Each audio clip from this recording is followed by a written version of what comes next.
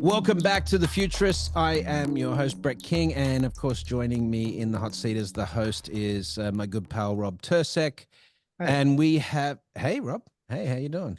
Great. How's your week been? Awesome. Exciting. I've been working You're getting 14-hour ready for days your as I get ready for big my big trip, trip. so Yeah. yeah. All right. By the time you hear this episode, Rob will probably somewhere in the Hi, the Sierra. hills, the Yeah. high Sierras. Um, so it's great to have, we've had him every year come back on the show, and it's fantastic to have this guest returning. He's always a crowd favorite, and he's a favorite to us as hosts as well, because always extremely interesting conversation. David Brin, welcome back to the Futurists. I'm glad to be in the future with you guys. We made it.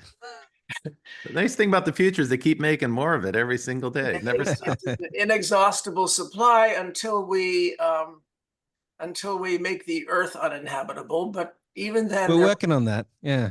there will be a future. Well, so we want to talk, specifically today, we thought we'd talk a bit about the geopolitical situation, because you have written on this extensively. Of course, you've been writing about this for well, decades, actually, but, you've had something to say, particularly about the most recent US, election that's coming up with Trump and Kamala Harris. And I'm just interested in let's start with maybe, I guess, a bit more of a macro view. You have written in many of your books about these large scale system changes over a long period of time. And of course, you've also written about things like, the Will and Ariel Durant's lessons from history, and the diamond and pyramid shaped models and things like that, which I learned that off you actually, and then went and read that book. But I'm just interested in where you see us in that fit of like the cycle of changes in sort of geopolitics and sort of this neo-feudalism, and where AI and everything fits into that. I know it's a long question, but Well, you just in that one sentence, pretty much. It was a beautiful sentence, very long.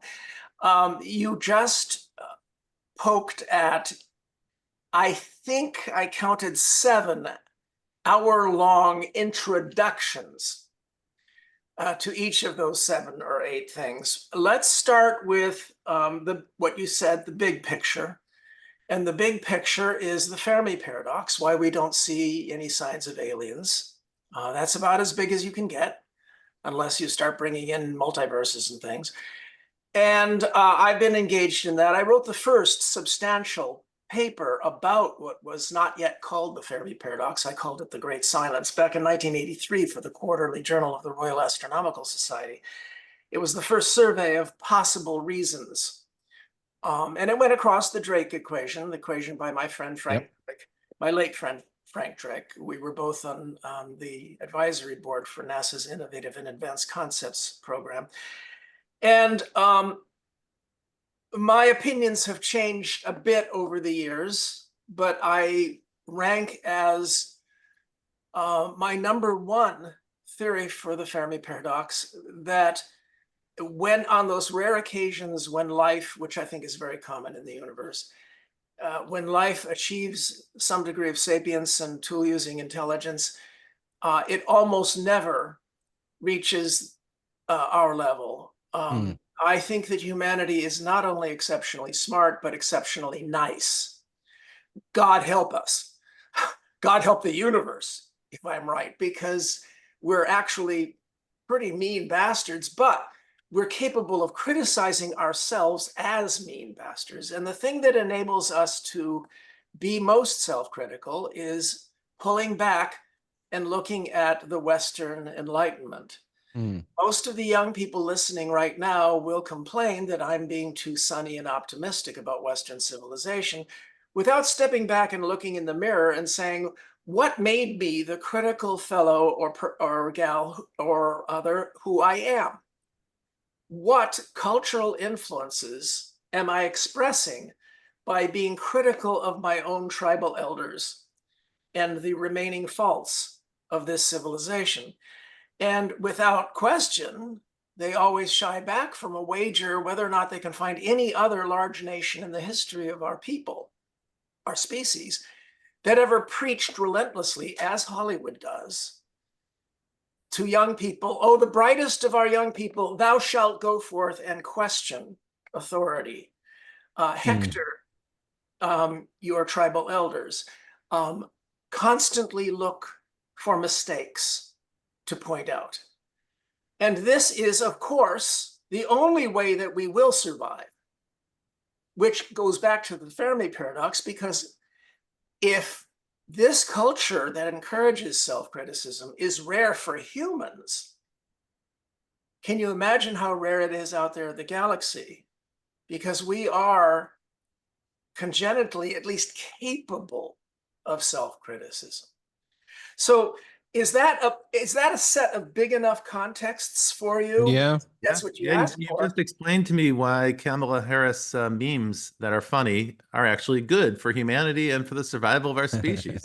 Oh, absolutely. And the fact that the Supreme Court of the United States declared that the president can get away without effective, assertive criticism and accountability is a betrayal of everything that the Western Enlightenment and the American experiment has been about. Yeah. And this is a fight, but let's put it in another big context. I call it phase 8 of the American Civil War. Although this one has lasted so long, and I'm so worried that it might spill into a violent phase 9. And I'll recommend to you guys that you can put in the description a couple of science fiction novels about Civil War that are better than that Please. recent movie. Make a note of that, if you will. Sure. I call it phase 8 of the American Civil War because I believe that what we call our Civil War was phase 4, and it goes all the way back to 1778 when General Cornwallis went to the American South knowing he would find more romantics there. And romanticism always encourages people to throw themselves at the feet of lords or demigods. You see it in Homer. You see it in most of the stories in the mother genre of science fiction, the mother genre being fantasy. Almost all of them extolling feudalism. And that's why Star Wars is fantasy, no matter how many light lasers they have, because it extols feudalism and demigods. But Cornwallis went south knowing that the culture was more romantic and you'd find more loyalists to the king. And later, 80 years later, 10 years later, a million poor whites marched off to fight and die for the lordly plantation lord feudal caste, slaveholding caste. What Marx would call, and I think in this case accurately, they're class oppressors. He called it lumpen proletariat. And so we see this theme that is very often that we see all over the world, but it's especially recurring in America. And I'll give you a link for what Robert Heinlein said about this. People tend to disparage Robert Heinlein as being a right-winger or a libertarian. He was libertarian, but if you read these descriptions of the know-nothing tendencies in the American character, you'd understand that he was a Franklin Roosevelt Democrat for the vast majority of his life.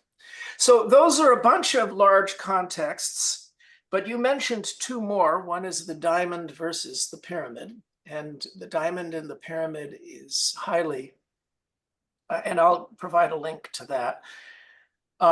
It's a symbolic representation of what's different about our civilization. Almost all previous human societies were pyramidal shape, with a few at the top lording it over all of those below, taking all the property, grabbing other men's women and wheat. We're all descended from those harems, which helps it to explain male fantasies, ladies. But above all, their number one priority was to ensure that their worthless inheritance brat sons would inherit unearned status. Mm. And that is basically male reproductive strategy, which you see all across all mammals. Almost all mammals display their culture, so to speak, is warped by male reproductive strategies. So this is what has warped us in the 6,000 years of feudalism that an international cabal of oligarchs is trying desperately to restore before it's too late. Because I believe another 20 years of Hollywood pro-Enlightenment propaganda may anchor the Enlightenment in values to such a degree that restoring feudalism will be impossible. I think these guys are doing this oligarchic putsch right now because they know That the end of that, they yeah, have their very opportunity, little the window's closing. Yeah. window is closing. And that was my attempt to touch on 5 of the 7 things that you had. That's good. I mean, I will tell you, like if you're listening to this and you're in America and you hearing David talk about Hollywood as a propaganda vehicle, I would challenge you to do this. And Rob, I might have mentioned to you this previously, but go and watch Casablanca. Oh, Go and watch the movie Casablanca and see how they position in Hollywood people wanting to move to America as like the American dream, yada, yada, yada. It was so unbelievable to me because it had been like 20 years since I saw that movie. And I watched it again. I'm like, it's so blatant, Yeah, well, but And then for generations, we made out like bandits. When I was young, nearly all of the world's great universities, except a couple in Britain, 1 or 2 in France and other places, were in the United States. Mm. And all the world sent their best and brightest. We skimmed off the top 10% and made them Americans and sent the rest home infected with our values. What a deal. The Chinese are very, very careful to keep track of their students in the United States and keep them culturally isolated, even when they're on a university campus in California. This is a major priority. They spend a lot of money on the Confucius Institutes. David, it's interesting you mentioned this. When I lived in Asia, one of the things that people used to say to me there is they wanted to get an MBA, but they didn't mean Masters of Business Administration. They wanted an MBA that meant mastering being American, and they viewed the internet as a mechanism for learning how to think like an American. And it's taken 30 years at great expense and consulting with addiction experts at Las Vegas casinos, because that's the center of research into how to keep people addicted. And mafiosi, collusion with mafiosi, to finally find out how to use the internet against us. And this leads us to the 6th thing that Brett mentioned, which is AI. I've been very, very busy amid the great big AI crisis of 2023-24. A lot of speeches and things about this, articles in Wired, about how I think that the geniuses, and they are geniuses, who are bringing this age upon us, are absolute dopes when they try to talk about the context of it all. They have a tendency to dive into 3 horrific cliches that they got from both history and from sci-fi. And it all has to do with what format they think that AI will take. The first format is from most of human history. I've talked about it. It's feudalism, because they see what's the current situation, and that is AI is being developed in about 2 to 3 dozen isolated locales, which are like castles on the hill, creating their own men-at-arms, their own GPT, and so on versions of artificial reality that they assume will go forth and do battle for their lords. And that is the current situation. Google, OpenAI, Microsoft, Beijing, Department of Defense, and the scariest of them all, which is Wall Street. The top 10 Wall Street trading firms spend more on artificial intelligence each year than the top dozen universities. Mm. And you might know that I finished Isaac Asimov's Robots Empire Foundation universe for him. His widow was very Yes, that's right. I tied together all of his loose ends. You can have a link below. But so I know a thing or two about trying to solve these problems with so-called laws of robotics. We now know that's just not going to happen, but it is happening in Wall Street because they have closed shops. And they are the ones imbuing a fundamental set of laws in their AIs. And those 5 laws of Wall Street robotics are that the programs must be parasitical, predatory, voraciously insatiable, secretive, and utterly amoral. Those are 5 great laws that you would imbue as underpinnings for what could wind up being the winning models for artificial intelligence. And there's an easy way to prevent this. A simple Tobin tax, like I believe a number of European countries have, a transaction tax of 0.01% per transaction. No human trader would ever even notice it, but it would kill these things dead. Another rant. Are you entertained? Yes, we are always entertained. That's why we ask you back, brother.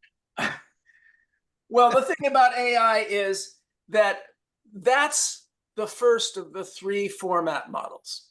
Yeah, right. It's feudalism. What are the other 2? And you can see feudalism all across most of human history. That's those pyramids we were talking about. Yep. That the Western Enlightenment finally rebelled against. It wasn't the first time. Periclean Athens showed in very primitive form how incredibly brilliant a departure from the pyramid to a diamond-shaped social structure can be, but the oligarchies surrounded it and crushed it when it made a bunch of mistakes. Florence never stood a chance. Amsterdam barely survived, but passed on the seed to all the rest of us. But anyway, the number 1 format is not only from history, feudalism, but also sci-fi.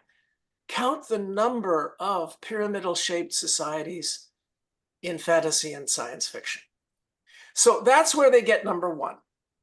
Number 2 is illustrated by the Steve McQueen movie called The Blob. None of you are old enough ever to have seen it, but it's well worth renting. It's loads of fun. He's seen it. Rob is saying that he's seen it. Yeah. When I was a kid, the creature feature on Saturday. Yeah, creature feature. In other words, the AIs will swarm and seep everywhere. They'll pass through any crack. They'll duplicate amorphously. And that is represented in history by chaos. The third should occur to you. It's what dominated a great deal of history and a lot of recent movies, the MCP of Tron and Skynet. Yeah. In other words, absolute monarchy. They will coalesce into a single dominating entity. So you have those 3, feudalism, chaos, and absolute monarchy, all of which are rooted in both history and in sci-fi. So you can understand why these brilliant idiots, in every single time they talk about where we're going with AI, you will find paragraphs in which they assume one of these, 2 of these.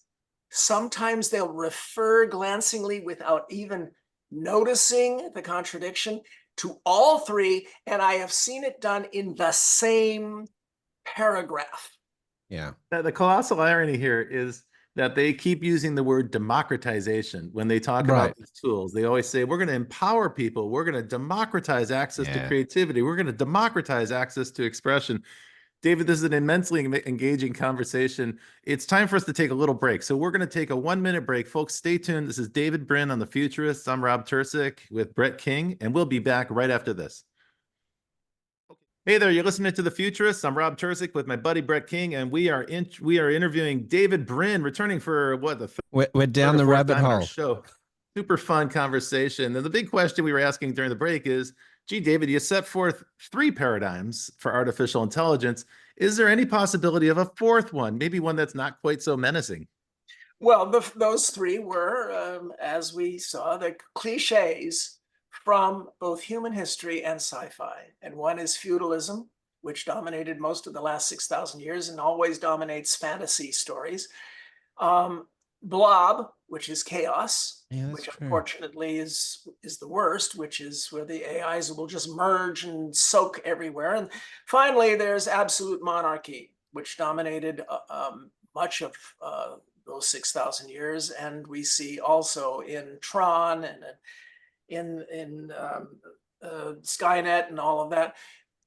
All of these, any of these, will lead to AI being a disaster. But were there times when those 3 mistakes were overcome? And look in a mirror. We live in exactly the Western Enlightenment, the world Enlightenment now, that found another approach. And that approach is called reciprocal accountability. The ability of even the meek to some degree hold the mighty accountable. I find that women understand this pretty well because they grow up and live all their lives in a environment where large creatures could harm them if there weren't tools to hold them accountable. And how do we get reciprocal accountability? Because nobody can hold themselves accountable. Sometimes great kings would say, tell me the bad news. Sometimes you get notions where accountability happens organically. It took constitutionalism to bring to life what Pericles talks about in his funeral oration in Thucydides from 400 BCE. In theory, we put it into practice, and that is empower people to hold each other accountable. Rob and Brett, let me ask you a really basic question. I find this is very effective when I talk about this in public. When you are attacked by one of these feral, extremely super sapient, verbally unbelievably articulate, predatory beings called a lawyer, what? You guys are laughing. I want the audience to know that you guys are laughing. What do you do when you are attacked by one of these hyper intelligent? You get your own lawyer. You get your own hyper intelligent, articulate, mutant, articulate, predatory being. Oh man, it's yes. sick. It's like so self-generating and self-renewing in terms of its model for business. They Extending it to play on AI. This is why we have a arms race happening in AI right now. Everyone feels like they need to weaponize, they need to scale it up, they need to build a $100 billion data center and so forth. But what we did was we institutionalized fair arenas for competition. Okay. Called markets, democracy, science. But shouldn't we be? Courts. But shouldn't, I mean, this whole competing against each other, the need for sort of a collective approach to things would, I would think would mean that, that I think we've reached our limits in terms of what competition can do, and we need much more broader cooperation. Says the author of Technosocialism. The irony is that in order to get the benefits of competition, you need socialism. because the feedstock into Right. fair markets must be as many bright children as possible. Yes. You have to turn them into whatever alphas and betas they can be, with confidence, with the mythology that they grew up with, as so many Western children do, of invincibility, and you hurl them into competitive marketplaces. And guess what happens? If the marketplace is designed well enough, you don't get the blood that made us in nature's competitive arena. Instead, you get, I lost this year, I'll be back. In other words, you get constant rechurning of creative competition. It is the only way that we got decent politics, because you have to hurl people with big ideas at each other. And guess what happens? You get a positive sum game. Under normal circumstances, they cancel out each other's lies by denouncing them. But additively, you can get cooperation to add the greater sum of the good things. This is exactly what is collapsing in Western civilization. I was just about to say that. I was just about to say, what do we do in a situation where we have one party that signs up for lie after lie after lie after lie, and then accuses the other party of doing the same, and arguably it's true? But is this a systemic problem, Rob? It may not be Republicans versus Democrats or right wing versus left. You know, you look at what is happening in China right now, and I'm not saying we should have authoritarian models, but if you look at China's progress right now, what they're doing in terms of technology infrastructure, what they're doing in terms of, the growth of the middle class, how much solar they're deploying, how many fast rail networks they're building, all the ports they're investing all around the world. You can see China's just like starting to leapfrog the US, but they've got a very different organizing system. Well, yes. What they've done is they've taken on the Japanese Zaibatsu system that hit a wall, as people predicted, as I predicted it would, when everyone was scared of Japan in the 80s. And they said, all right, now, how can we perfect this better? And so each time state planning is used, the next group uses it better, does it better. But always they are plucking low-hanging fruit. In the 1930s, people went to Russia and came back after their guided tours that didn't show the horrors, and wrote books that said, I have seen the future and it works. Well, what you've seen is the least developed European country developing primary infrastructure. And that's easy to command. You tell the head of a railroad, you will bring those 400 rail cars of coal that are waiting over there to the power plant by 11 tomorrow morning, or get shot. Now, that is not what's happening in China. China tried that. It didn't work under Maoism. They tried the Japanese approach and it worked, but it worked because of one thing. And that is because one of the greatest humans of the 20th century, George Marshall, called a meeting in 1947 and said, we are about to become the world's empire. What mistakes did other empires make? And it was the first time anybody knows that a great empire had asked that question. And one of the first things to come up was mercantilism. One of the biggest mistakes of the British Raj, which was more successful than all previous empires, was Gandhi's number 2 complaint. One was get out, but number 2 was you're stealing all our jobs for the sake of workers in Manchester. What happened out of that meeting in 1947 was a world trade policy of counter-mercantilism. In other words, buying all the world's crap. And the American consumer has bought approximately 20 trillion worth of crap we never needed. First from And they're Europe. buying even more now. You know, you Oh should yes, check and out we can't. The TikTok and Temu Earth store and can't. all this stuff, Earth right? can't afford it, and China is Yes. ready to stand on its own. But after Japan and Germany, after Europe, after Korea, after Taiwan, this rolling movement of first textile factories, which are now in Bangladesh, and then assembly plants, and then primary, you can just trace in China this same series of waves based upon counter-mercantilist world trade policies, and it cannot continue if for nothing else, ecological reasons.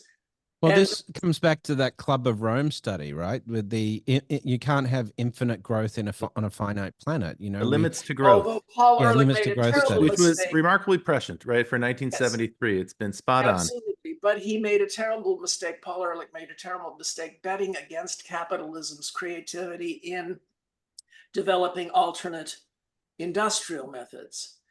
And so he lost his bet, which discredited him in many ways, which is a shame, because if he had bet on the effects of pollution, Yes.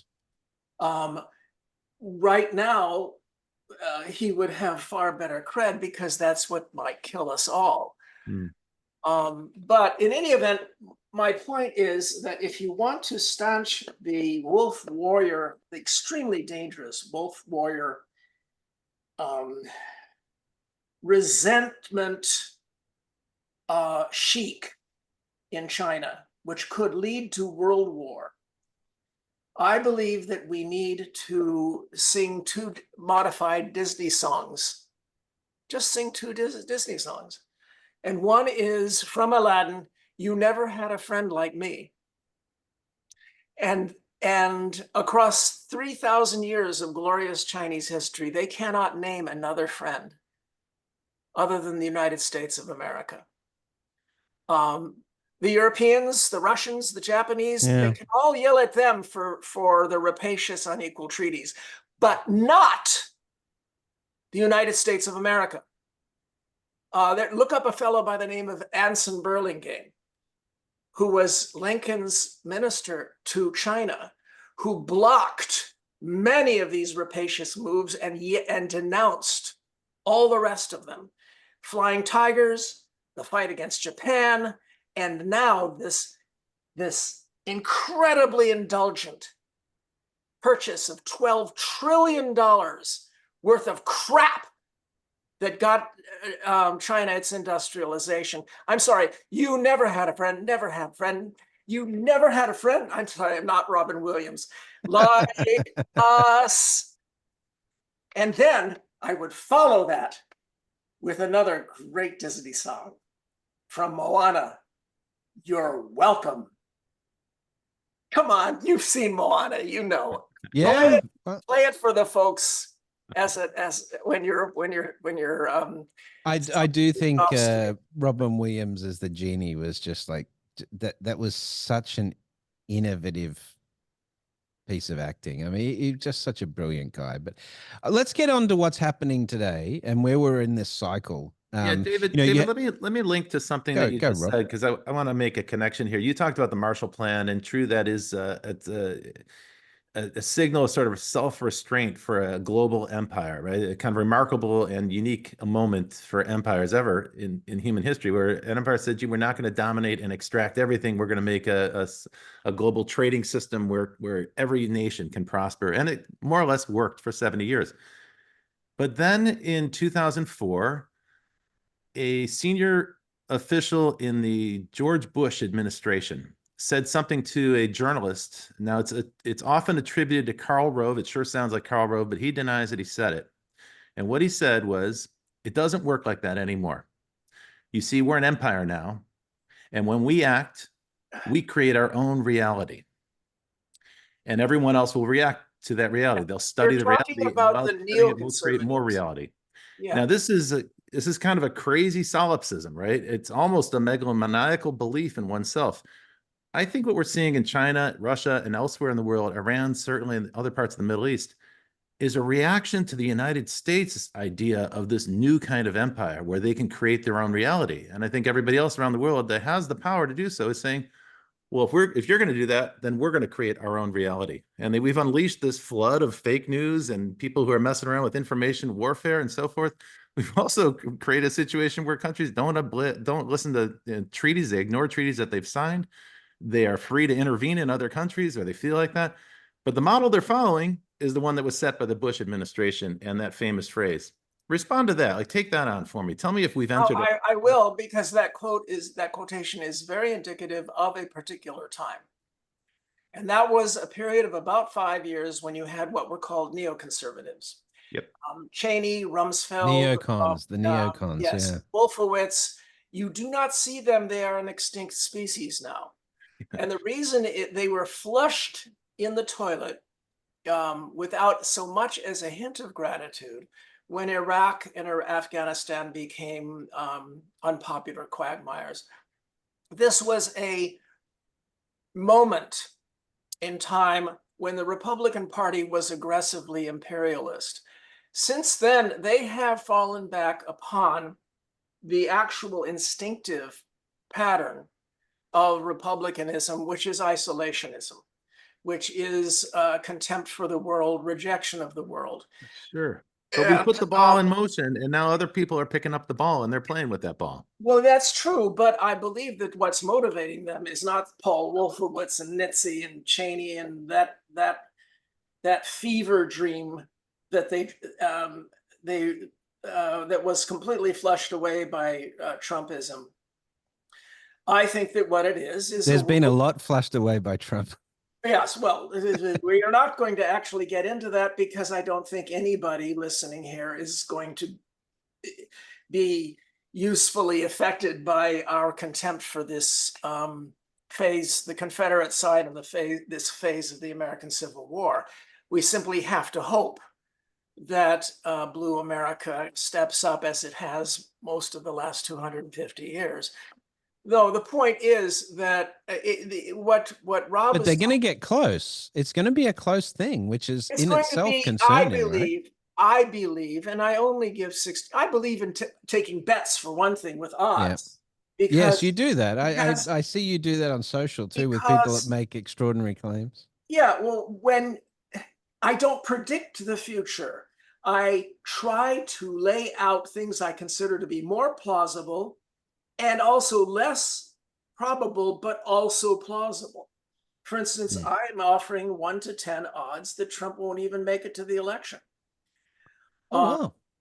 But in any event, the point is that if you go back to the context I was talking about before, of all those harem builders that we're all descended from, I believe that and Rob referred to this, I believe that the attack upon the international order and the rule of law is much more simply explained.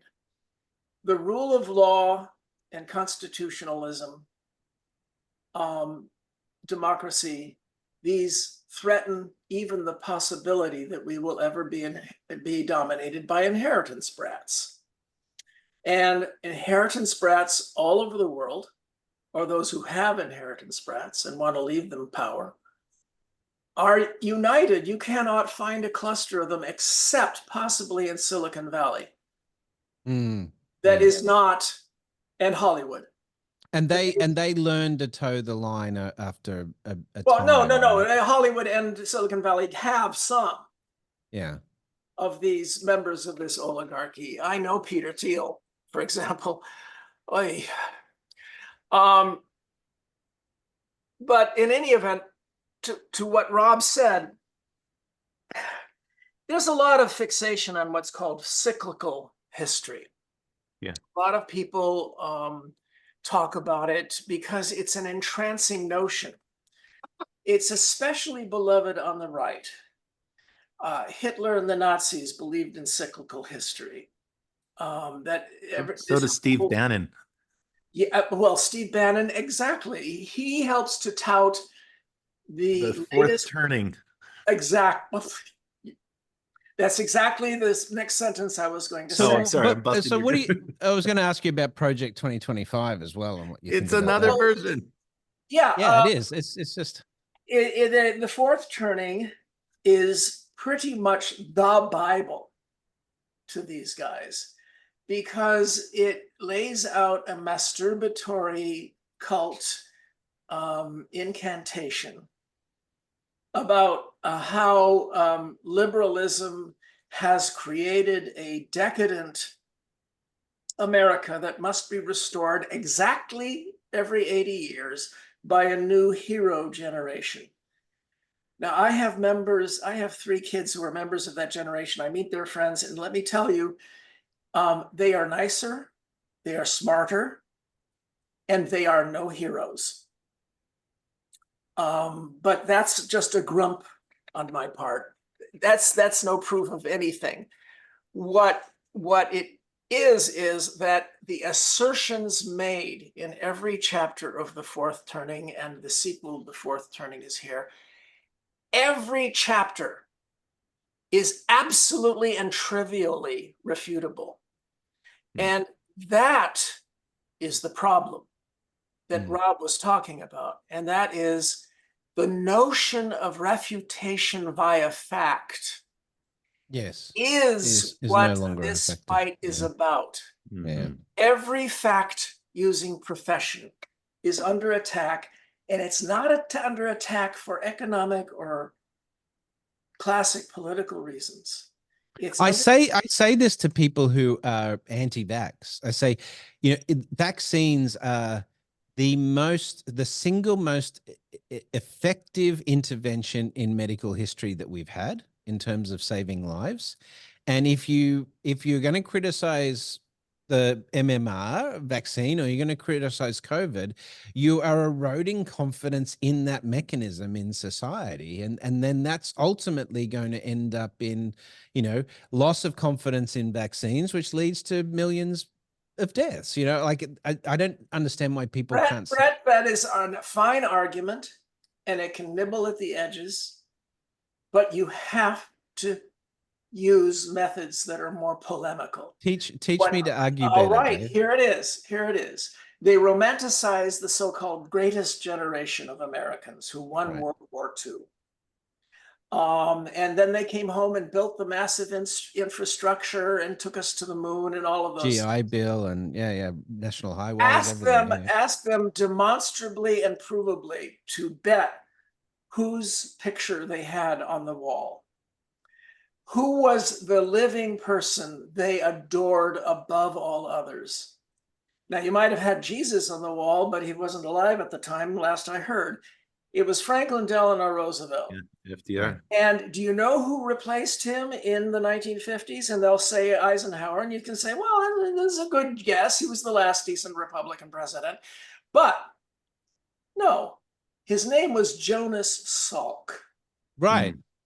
Yeah. Now, he was a national hero. The difference between your argument, which is absolutely true, and the version of your argument, which is a little bit more effective, and that is a challenge wager. Let's bet now over the death rates of the vaccinated versus the unvaccinated. That makes it precise. And it is this precision that the defenders of the Enlightenment don't do. Right. But getting to the emotional heart of the hypocrisy, which I just did, by talking who did the greatest generation adore?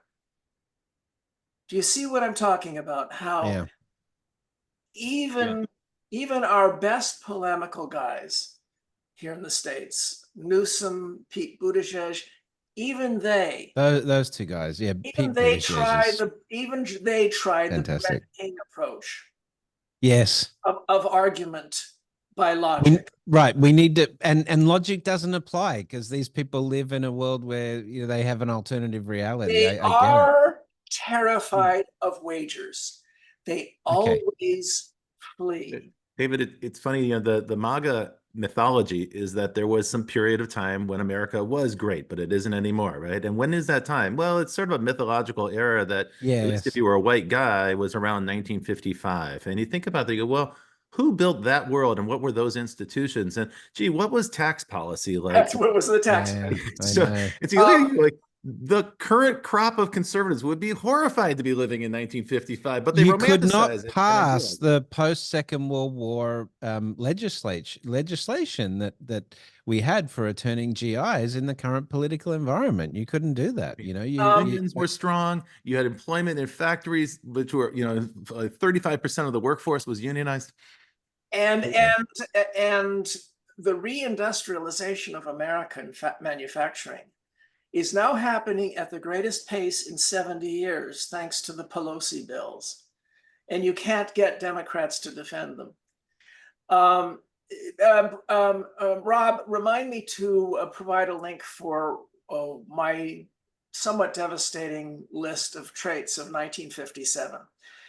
Okay, But great. because I was taken outside, and this I know didn't happen to you, I was taken outside to watch Sputnik go by in that October sky in 1957. you And must have been young. You were oh, young then. I was very young, but Yeah. I am old, and this is all radio, right? This isn't visual. Well, No, we see some of the video for All right. promo and Well, in stuff, any but that's event, fine. this Oh, look at this that. this You got a is not bicep, dude. this is not my father's 73. No, no. You're in good shape for 73. You're Yeah, well, I can and only yet my hope I'm fellow in. killer bees have dropped like flies Yeah, or died a year later. Gregory Benford had his massive stroke.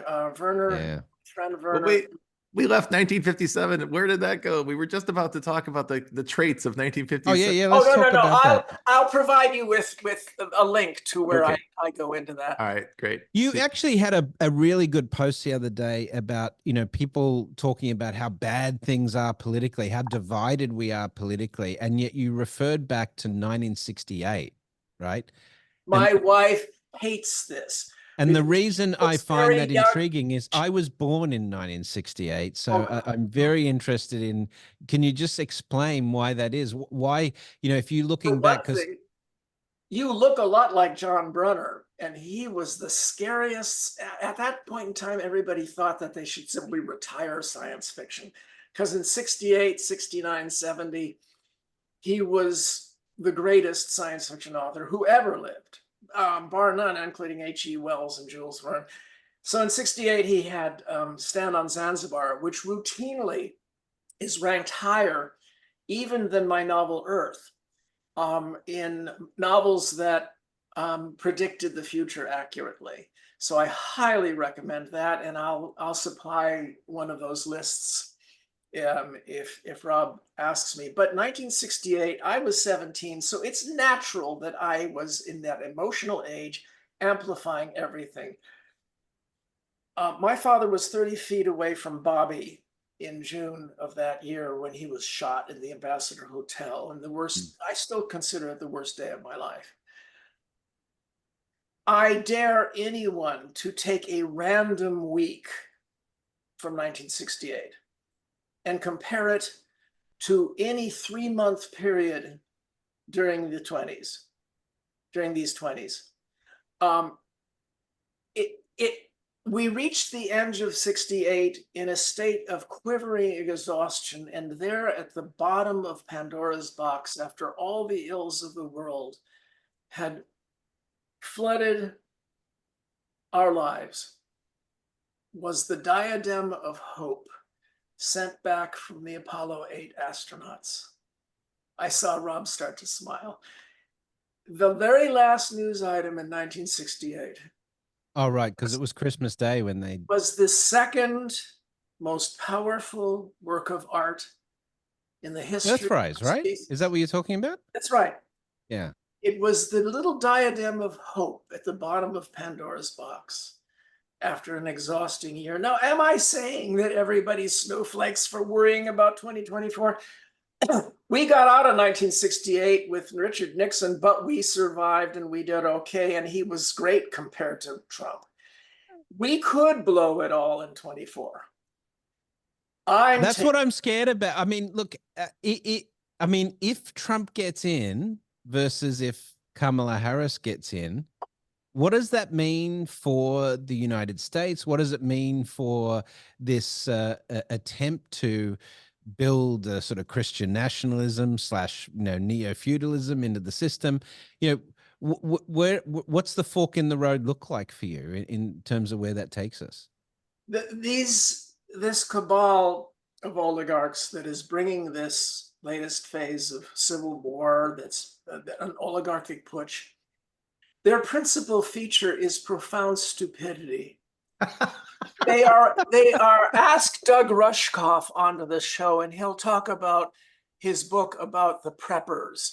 Yeah. I've been consulted by Thiel and some of the other preppers who they ask the same question that they asked much more detailed and much more intensely that they asked Doug Rushkoff. And that is, after the event, which is how they Baudelarize and soften their eager Schadenfreude relish of World War III or the end of the world or whatever, when they are safe in their prepper compounds, bunkers, and this is a Swiss company that's selling, you should see the ads for these underground palaces. Yeah. Luxury bunkers. Super rich. Ride out the collapse of society and comfort. Their question again and again and again is, when there's no more law and no more money, how do we keep the loyalty of our security staff?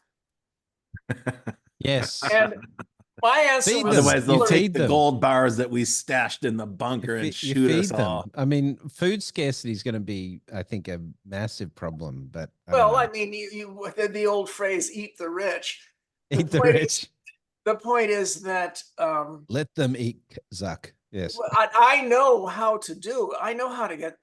I said I know how to do this, and I'm just freaking not going to tell you. Hey, David, bring the show to the close. Give us a forecast. Give us a prediction, if you will. Yeah, we got to wrap up, unfortunately. What do you think the culmination of this American Civil War is going to be? This 7 or 8 phase Civil War. Yeah, you talked about that. Does it ever end, or is it an indefinite thing, or does it end when America ends? Culturally, it keeps being stoked by one fundamental. Well, two. One is the romanticism that brought Cornwallis south to find loyalists for the king. Mark Twain blamed the Civil War on the romantic novels of Sir Walter Scott, which were consumed in mass quantities in the old pre-Civil War South. This thread of pro-feudal romanticism isn't going to go away, especially when it's stoked by every Hollywood fantasy film. But we pass these phases, we get on with it. I believe that will happen. It's colored by my wish. But what I will say is that the preppers guys don't deserve to be our lords because they're stupid. And there are so many reasons why they're stupid. I've mentioned a few in this podcast. The biggest is they think that when they emerge, they'll have the great science fiction novel, A Canticle for Leibowitz, and that all of the poor, starving peasants will have turned against nerds. And I think it's going to be much more like Margaret Atwood's world if Trump Project 2025. No, I think it's going to be much more like some of you will get the movie reference. Paris, 1789. Later that night, 1789. Start the revolution without me. Yeah. It's far more likely that their luxury limos will be replaced by tumbrils. Look up the word. But in any event, to answer your question, their enemies are not on the left or the right. Their enemies are the entire nerd cast. And that is how this Civil War keeps being stoked. because we do commit a crime against red America, against the rural salt of the earth types. None of the crimes that they claim to be angry about, but one that is deeply psychically wounding. And that is every year we steal their children. Mm, yeah. Their children flock off to the big They cities, go the to the best and cities. Yeah. brightest of their high schools. Yes. Go Yes. flocking off to our universities. And if they come back, when they come back changed. Now you're talking Yeah, and they fundamental don't fit in. Yeah. elf stuff. Elf, UFO, steal your children, replace them with changelings. This is archetypal, traumatic stuff, and we've been doing it to them for 140 years. And I'm not. But this is the great thing about this whole work from home movement, because now people can choose to sort of stay in that environment. But I mean, culture does change you. That's amorphous. But look, we got to wrap this up, David. So I've just done a mea culpa for how the deep psychic wound, and I referred to UFOs because it's the exact same thing, the whole elf thing. And we didn't even get into if your Rob thoughts on UFOs. reminds me, I will provide a link to that's going to be the one thing I've said that's going to anger most of your audience, and that is every half decade since I was 10, we've had these eruptions of this complete UFO crap that never goes anywhere. But this is surprising coming from Mr. Aliens. Well, no, I mean, yes and no. Fermi paradox, you've explained that. I would next show, because we have to do this again because it's fun every time. But next show, I definitely want to get into why you think it is that humans are exceptional. What are the data points you have for that? But not today, because we run out of time. We run out of time. Like in terms of we don't know who the other creatures are that are out there and what their characteristics are. Humans to other mammals on Earth. Okay, now I get that. I figured that's probably where you were going, but yeah. All right. Well, listen, David Brin, it's been amazing to have you on the show. Where can people follow your writings? I know we will tweet out from Contrary Brin, your blog on the class war and the lessons from history, because we referred to that during the show. And you also mentioned a couple of other sci-fi books or books that you were going to recommend. Oh yeah. I'm sure Rob took notes, and we'll get them down into the description. But all right, cool. my novel Existence predicted a lot of the things we're seeing, and there's a 3-minute video trailer that I think folks will find fun. Okay, great. Fantastic. Thanks. And how else can people keep up with what you're doing, Dave? Oh, well, there's davidbrin.com, and also I have two series of young adult novels because I want to reach out to the new generations. And when are they coming out, or they're just released? Well, one of them is the first 5 are being restored by Open Road, probably this fall, and the other is being published as we speak by History of Books. So I'll supply that. Let us know. We'll put it in. Cool. And if you enjoyed this presentation, then make sure to follow David on his social and so forth. And then the geeks, us together, us futurists and geeks, we can rise up and defend. Great. For the folks who are listening, I'll post. I'll collect those links from David, and I'll put them on the futurist.com page under this episode. And until then, every week we'll be back with another futurist who can tell us a little bit about how they're working to shape or change or manipulate or influence the trajectory of the future. David, it's been a great pleasure having you here. And we will be back again next week with another futurist guest. So folks, you guys are great. Thanks, my friend. Great to see you here. And until we see you again, I guess we'll see you in the future. That's what we'll say here as a parting shot.